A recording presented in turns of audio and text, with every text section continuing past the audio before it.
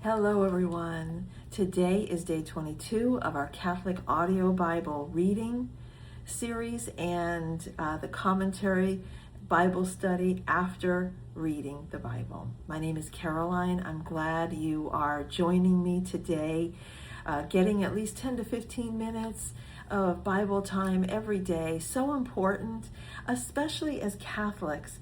You know, we're not taught to read the Bible, and this becomes something that can just change and transform your life and bring you a lot of peace. So I really recommend it. I'm glad that you're here joining me. I will list in the description the times for the audio Bible as well as for the commentary so that you can, if you just want to listen to the reading of the Bible, you can listen to that. If you wanted to get the commentary and not the audio Bible, you can just get to that part of the video. And if you want both, just stick around. We're going to get through all of that. Today we're reading Genesis chapters 48, 49, and 50, and this will conclude the book of Genesis in the Bible. I'll also link the playlist at the end, and you can go back and watch each of the different days where we have read the chapters of the book of Genesis. With that, I'm going to go ahead and read through starting at chapter 48. Jacob blesses Joseph's sons. After this, Joseph was told, "Your father is ill." So he took with him his two sons, Manasseh and Ephraim. When Jacob was told, "Your son Joseph has come to you," he summoned his strength and sat up in bed. And Jacob said to Joseph, "God Almighty appeared to me at Luz in the land of Canaan, and he blessed me and said to me, 'I am going to make you fruitful and increase your numbers. I will make of you a company of peoples, and will give you this land to your offspring after you for a perpetual holding. Therefore, your two sons who were born to you in the land of Egypt, before I came to you in Egypt, are now mine. Ephraim and Manasseh shall be mine, just as Reuben and Simeon are. As for the offspring born to you after them, they shall be yours. They shall be recorded under the names of their brothers with regard to their inheritance. For when I came from Paddan, Rachel, alas, died in the land of Canaan on the way, while there was still some distance to go to Ephrath. And I buried her there on the way to Ephrath, that is Bethlehem. When Israel saw Joseph's sons, he said, 'Who are these?' Joseph said to his father, 'These are my sons, whom God has given me here.' And he said, 'Bring them to me, please, that I may bless them.' Now the eyes of Israel were dim with age, and he could not see well. So Joseph brought them near him, and he kissed them and embraced them. Israel said to Joseph, 'I did not expect to see your face, and here God has let me see your children also.' Then Joseph removed them from his father's knees, and he bowed himself from his face to the earth. Joseph took them both, Ephraim in his right hand toward Israel's left, and Manasseh in his left hand towards Israel's right, and brought them near to him. But Israel stretched out his right hand and laid it on the head of Ephraim, who was the younger, and his left hand on the head of Manasseh, crossing his hands. For Manasseh was the firstborn.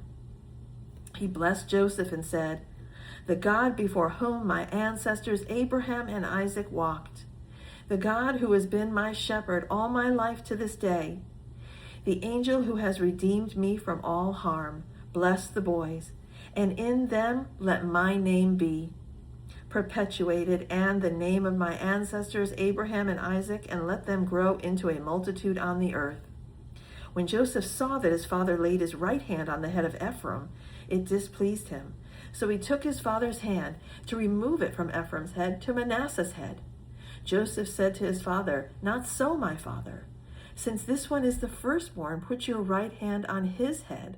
But his father refused, saying, 'I know, my son, I know. He also shall become a people, and he also shall be great. Nevertheless, his younger brother shall be greater than he, and his offspring shall become a multitude of nations.' So he blessed them that day, saying, 'By you Israel will invoke blessings, saying, God make you like Ephraim and like Manasseh.' So he put Ephraim ahead of Manasseh. Then Israel said to Joseph, I am about to die, but God will be with you and will bring you again to the land of your ancestors. I now give to you one portion more than to your brothers, the portion that I took from the hand of the Amorites with my sword and with my bow. Chapter 49. Jacob's last words to his sons. Then Jacob called his sons and said, Gather around, that I may tell you what will happen to you in the days to come. Assemble and hear, O sons of Jacob. Listen to Israel your father. Reuben, you are my firstborn, my might and the firstfruits of my vigor, excelling in rank and excelling in power. Unstable as water, you shall no longer excel, because you went up on your father's bed, then you defiled it. You went up onto my couch. Simeon and Levi are brothers. Weapons of violence are their swords. May I never come into their counsel. May I never be joined to their company. For in their anger they killed men, and at their whim they hamstrung oxen. Cursed be their anger, for it is fierce, and their wrath, for it is cruel. I will divide them in Jacob and scatter them in Israel. Judah, your brothers shall praise you. Your hand shall be on the neck of your enemies. Your father's sons shall bow down before you. Judah is a lion's whelp. From the prey, my son, you have gone up. He crouches down. He stretches out like a lion, like a lioness. Who dares to rouse him up? The scepter shall not depart from Judah, nor the ruler's staff from between his feet, until tribute comes to him, and the obedience of the peoples is his, binding his foal to the vine and his donkey's colt to the choice vine. He washes his garments in wine and his robe in the blood of grapes. His eyes are darker than wine, and his teeth whiter than milk. Zebulun shall settle at the shore of the sea. He shall be a haven for ships, and his border shall be at Sidon. Issachar is a strong donkey, lying down between the sheepfolds. He saw that a resting place was good, and that the land was pleasant. So he bowed his shoulder to the burden, and became a slave to forced labor. Dan shall judge his people as one of the tribes of Israel. Dan shall be a snake by the roadside, a viper along the path, that bites the horse's heels so that its rider falls backwards. I wait for your salvation, O Lord. Gad shall be raided by raiders, but he shall raid at their heels. Asher's food shall be rich, and he shall provide royal delicacies. Naphtali is a doe let loose that bears lovely fawns. Joseph is a fruitful bough by a spring. His branches run over the wall. The archers fiercely attacked him. They shot at him and pressed him hard. Yet his bow remained taut, and his arms were made agile. By the hands of the mighty one of Jacob, by the name of the shepherd, the rock of Israel, by the God of your father who will help you, by the Almighty who will bless you, with blessings of heaven above, blessings of the deep that lies beneath, blessings of the breasts and of the womb. The blessings of your father are stronger than the blessings of the eternal mountains. The bounties of the everlasting hills, may they be on the head of Joseph, on the brow of him who was set apart from his brothers. Benjamin is a ravenous wolf, in the morning devouring the prey, and at evening dividing the spoil. All these are the 12 tribes of Israel, and this is what their father said to them when he blessed them, blessing each one of them with a suitable blessing. Jacob's death and burial. Then he charged them, saying to them, I am about to be gathered to my people. Bury me with my ancestors in the cave in the field of Ephraim the Hittite, in the cave in the field at Machpelah, near Mamre, in the land of Canaan, in the field that Abraham bought from Ephraim the Hittite as a burial site. There Abram and his wife Sarah were buried. There Isaac and his wife Rebekah were buried. And there I buried Leah. The field and the cave that is in it were purchased from the Hittites. When Jacob ended his charge to his sons, he drew up his feet into the bed, breathed his last, and was gathered to his people. Chapter 50. Then Joseph threw himself on his father's face and wept over him and kissed him.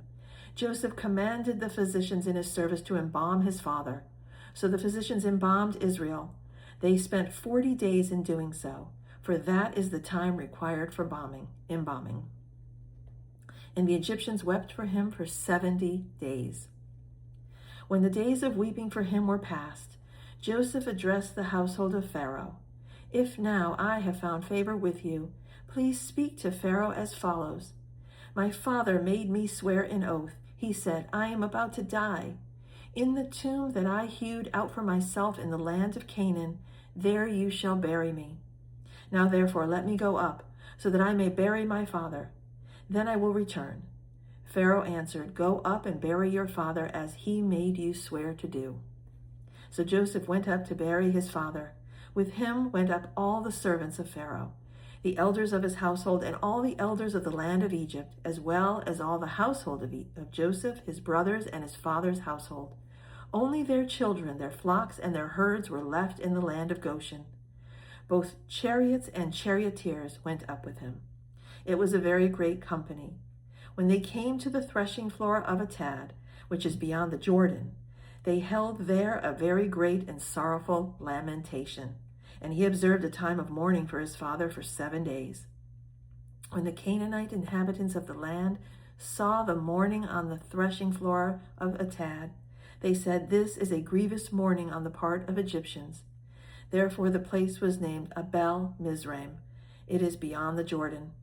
Thus his sons did for him as he had instructed them. They carried him to the land of Canaan and buried him in the cave of the field at Machpelah, the field near Mamre, which Abraham bought as a burial site from Ephraim the Hittite. After he buried his father, Joseph returned to Egypt with his brothers and all who had gone up with him to bury his father. Joseph forgives his brothers. Realizing that their father was dead, Joseph's brothers said, What if Joseph still bears a grudge against us and pays us back in full for all the wrong that we did to him? So they approached Joseph, saying, Your father gave this instruction before he died. Say to Joseph, I beg you, forgive the crime of your brothers and the wrong they did in harming you. Now therefore, please forgive the crime of the servants of the God of your father. Joseph wept when they spoke to him. Then his brothers also wept, fell down before him and said, We are here as your slaves. But Joseph said to them, Do not be afraid. Am I in the place of God? Even though you intended to do harm to me, God intended it for good, in order to preserve a numerous people as he is doing today. So have no fear. I myself will provide for you and your little ones. In this way be reassured then. He spoke kindly to them. Joseph's last days and death. So Joseph remained in Egypt, he and his father's household, and Joseph lived for 110 years. Joseph saw Ephraim's children of the 3rd generation. The children of Machir, son of Manasseh, were also born on Joseph's knees. Then Joseph said to his brothers, I am about to die, but God will surely come to you and bring you up out of this land to the land that he swore to Abraham, to Isaac, and to Jacob. So Joseph made the Israelites swear, saying, When God comes to you, you shall carry up my bones from here. And Joseph died, being 110 years old. He was embalmed and placed in a coffin in Egypt. And there we have the end of the book of Genesis. So we start with chapter 48, where Jacob blesses Joseph's sons, Ephraim and Manasseh. And very interestingly here, Ephraim was the younger, Manasseh is the older. And even though Israel, Jacob's eyes were dimmed from being older, obviously he's an old man now and can't see very well, he crosses his arms, he crosses them over the sons because he realized that Joseph had tried to put the oldest at the right hand. In those times, God's blessing and blessings of fathers of households The right hand would be to bless the elder son. Traditionally, it would be the elder son, the eldest, who would be blessed with, and he would receive everything of his father. And so Joseph put his oldest son on the right hand. We always also hear God with his righteous right hand. So the right hand is the dominant hand for most people, and it is also the hand of blessing. And so Joseph crossed his arms, not Joseph, but Israel, Jacob, crossed his arms to bless Ephraim the younger and not Manasseh. And Joseph, seeing that, tried to switch them back. And Jacob said, no, my son, I did what I did. I meant it. And Ephraim will be the stronger of the two. Manasseh will not receive the same blessing as Ephraim. And it says that, I think it says the oldest shall serve the younger. So we see that kind of set up in that blessing. We see in chapter 49, Jacob's last words to his sons, all of his sons. So Jacob has taken Joseph's sons, Ephraim and Manasseh, that's why he blessed them. He took them as his own so that he would have 12 sons. There would be 12 tribes of Israel. And so he instructs Joseph and says, these two will be mine. They will get my inheritance that will be transferred to all of my 12 sons. And so any future sons would then be under Joseph.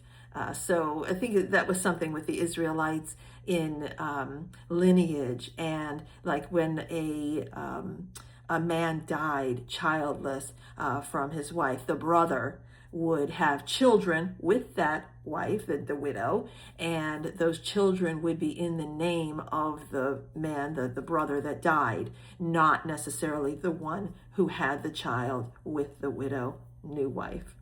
So this was part of the history and the traditions of the Israelites. And so Jacob takes Manasseh and Ephraim as his own so they can receive an inheritance and a portion.